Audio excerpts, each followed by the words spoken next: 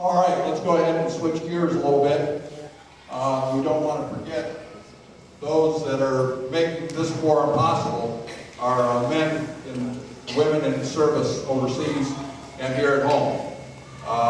So we have a question. Do you support the administration's plan to draw down troops in Iraq and an increase in troops in Afghanistan? Go to Mr. Palmer.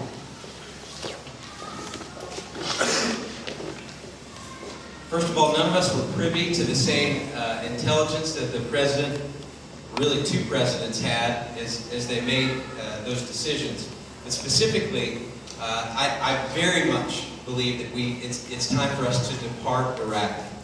And I would like to see us depart Afghanistan as soon as possible, and here's why. Think of the best case scenario in Afghanistan. Let's imagine that we even bring more troops in and we stabilize Afghanistan. Have we eradicated Al-Qaeda or the Taliban? No. You guys are familiar somewhat from the news with the terrain there. Where did they go? They went to Pakistan, which has nuclear weapons. And so now we have the exact same problem in a country that's even more dangerous. And there's a domino effect throughout that region.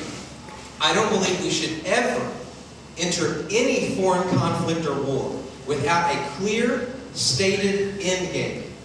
If history teaches us anything, any of you who served in Vietnam, no, if we don't know how we win, then we'll never win.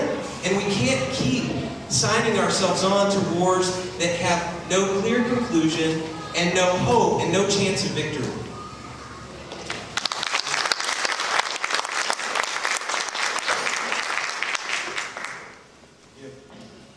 One thing is certain. If the American military is given a task, it succeeds.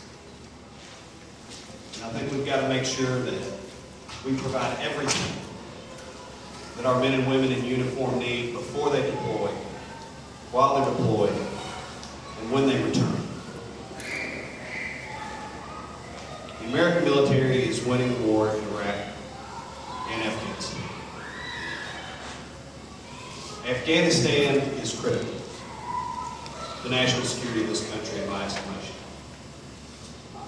Pakistan is right next door, and it is a nuclear country. General McChrystal is commanding forces in Afghanistan, and in my opinion, doing an excellent job. I certainly support the generals on the ground and the efforts that they are pursuing against the Taliban and Al-Qaeda. I think it's critical to our national security that we see that the American military has the resources they need to finish the job. But it doesn't mean for a second that my heart does not go out to every family and every man and woman serving. And like everybody here, I certainly want them home as soon as they can possibly do.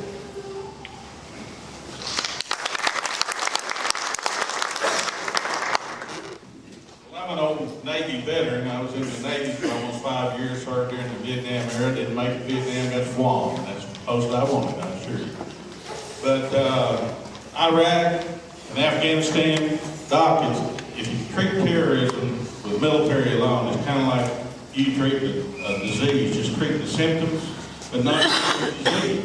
So it don't work. You got to do other things too. I don't think we should ever been in Iraq in the first place. I think it was an oil war. I don't think we should have been in there.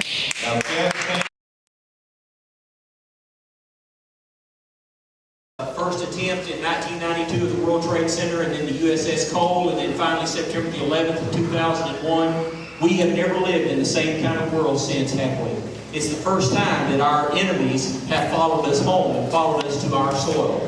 It's time that we recognize, ladies and gentlemen, that we have a responsibility to the citizens of our country to protect our country, and we need to make sure that we do everything possible to do that. But we cannot fund or finance an ongoing, perpetual, endless war. We have to understand that there has to be a strategy through which we will succeed. As Americans, we never lose, we never give up, we never quit. We always protect ourselves, and we will succeed. But we need to continue down that path to make sure that we succeed. And certainly we have a responsibility, promises kept. My dad always told me, and I remind my son who's in this audience, if I tell you it's Easter, you can dye your eggs. As a country, we have a responsibility to those veterans. We have a responsibility to those soldiers that are fighting for our freedom to make sure that we provide them everything that they can in order to be successful.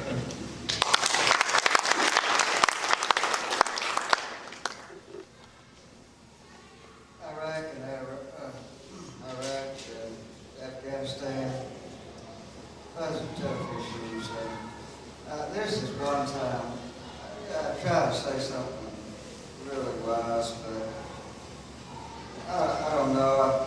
These issues of war, this is kind of time we just have to trust our leaders. And so definitely we've got to trust the generals and the troops on the ground to do what's best for our country. And as Tim said, this is just a new time. It's not like the old days and the war movies we saw on TV going up. It's all changed now. There definitely is a Muslim faction that's trying to destroy us. They want to kill you, they want to kill me, they want to kill everybody here. I don't know why mindset is, but history has told us now that is true. It's absolute truth that there's mean people that are trying to destroy us and our country. And so, having said that, I'm for the troops. I pray for the President to make a decent decision and our generals to do the right thing. And I did serve in the military, 6 years in the Marine Corps Reserve. I never got accused of being a war hero, but I was there long enough to thank you.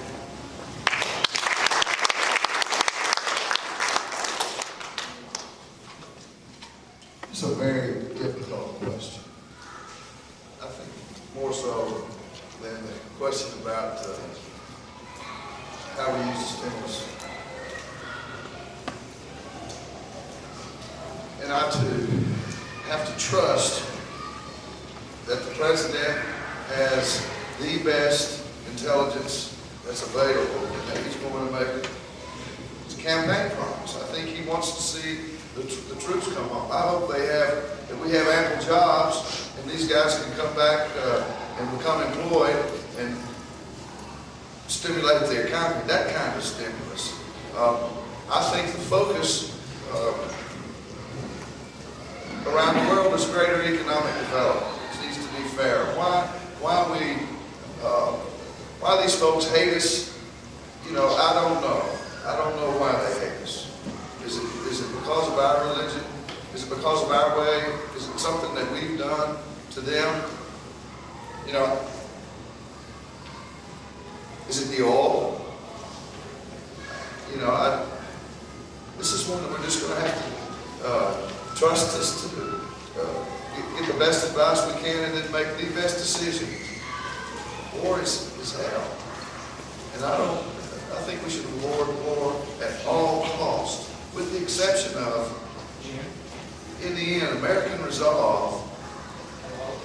There's none stronger in the world. I don't think they know what's happening.